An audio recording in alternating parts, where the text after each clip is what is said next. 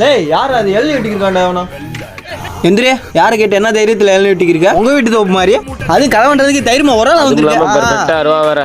சரியான ஆளா இருக்கிய. எந்த ஊர் நீ? டேய் கேட்டுக்கிட்டே இருக்க பதில் சொல்ல மாட்டேற ஊமையா நீ? யாரா காது கேட்காத போல 30 ரூபா தான் எள்ளி காசு போட்டு வாங்கிட்டீங்கன்னா இந்த மாதிரி அடுத்த தோப்புல கலவண்டு தூங்க கூடாது. டேய் சொல்ல வெட்டிக்கிருக்க அவ்வளவு தைரியமா உனக்கு? பேச்சு மரியாதை இல்லையா? நீங்க இன்னொரு எதுக்கு இங்க வந்திருக்கீங்க? இது என் ஃப்ரெண்டோட தோப்பு. இல்ல உன் ஃப்ரெண்டுன்ற யாரு?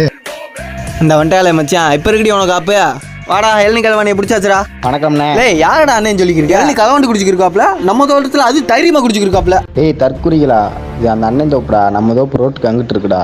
சோலி முடிச்சு. என்னயா தம்பிலா? ஆமாண்ணே என் ஃப்ரெண்டு தானே. கூட்டுக்கு போயா செத்த தோட்டத்தில் அருவா வெட்டு வாங்க தெரிஞ்சாங்க. இலை வெளுத்தவங்களை கூப்பிட்டு வந்தா இலை வெளுத்து விட்டு போயிருவீங்க. போங்கடா முத.